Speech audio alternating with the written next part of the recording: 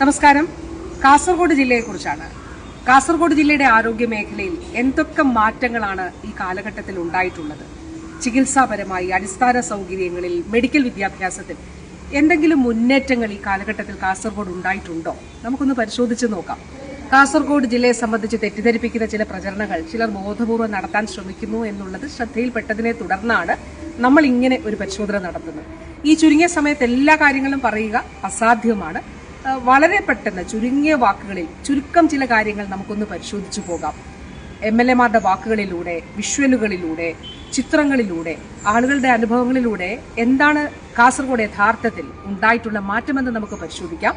എന്താണ് സത്യം എന്നുള്ളതും നമുക്കൊന്ന് പരിശോധിച്ചു നോക്കാം. ഈ സർക്കാരിന്റെ തുടക്കകാലത്ത് ബഹുമാനപ്പെട്ട മുഖ്യമന്ത്രി നൽകിയ ആദ്യ നിർദ്ദേശം കാസർഗോഡ് ന്യൂറോളജിസ്റ്റുകളുടെ തസ്തിക സൃഷ്ടിക്കണം, അതിനുവേണ്ടി നടപടി സ്വീകരിക്കണമെന്നാണ്. ബഹുമാനപ്പെട്ട CM-ന്റെ വാക്കുകൾ അനുസരിച്ച് നടപടികൾ സ്വീകരിക്കുകയും ധനവകുപ്പിന്റെ അനുമതിയോടെ തസ്തിക സൃഷ്ടിക്കുകയും ചെയ്തു.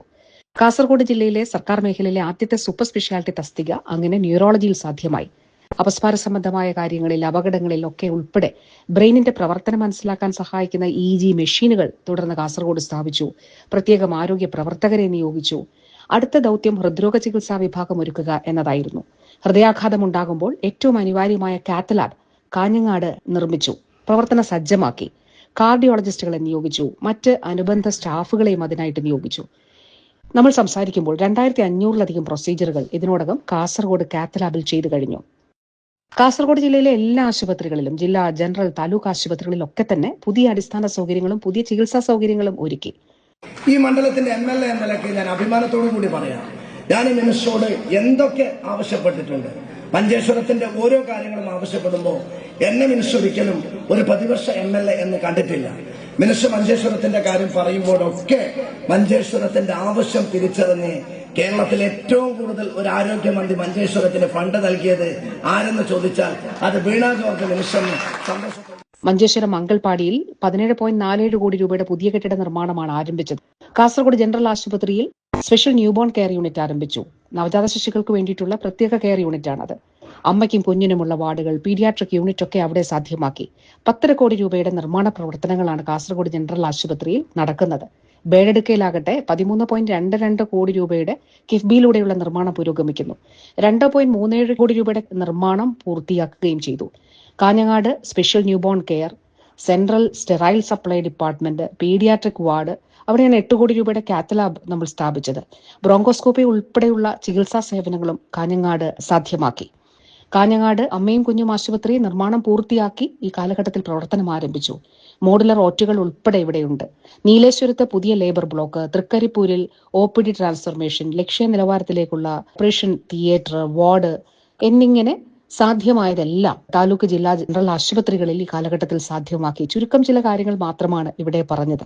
കോവിഡ് കാലത്ത് ടാറ്റ ആശുപത്രിയുടെ സ്ഥാനത്ത് കാസർഗോഡിന്റെ ആവശ്യമായിരുന്ന സ്പെഷ്യാലിറ്റി ആശുപത്രി, 25 കോടി രൂപയുടെ സ്പെഷ്യാലിറ്റി ഹോസ്പിറ്റൽ അനുവദിക്കുകയും അതിന് നിർമ്മാണം ആരംഭിക്കുകയും ചെയ്തു. അതിവേഗം പുരോഗമിക്കുന്നു. ഈ അടുത്താണ് അതിന്റെ നിർമ്മാണ ഉദ്ഘാടനം നിർവഹിച്ചത്. മംഗലപ്പാടി, പെരിയ, മൂളിയാർ, നീലേശ്വരം, വെള്ളരിക്കുണ്ട എന്നിവിടങ്ങളിൽ ഡയാലിസിസ് യൂണിറ്റുകൾ തുടങ്ങുകയും ഡയാലിസിസ് ആരംഭിക്കുകയും ചെയ്തു. ഇനി മെഡിക്കൽ വിദ്യാഭ്യാസ രംഗത്തെക്കുറിച്ചാണ്.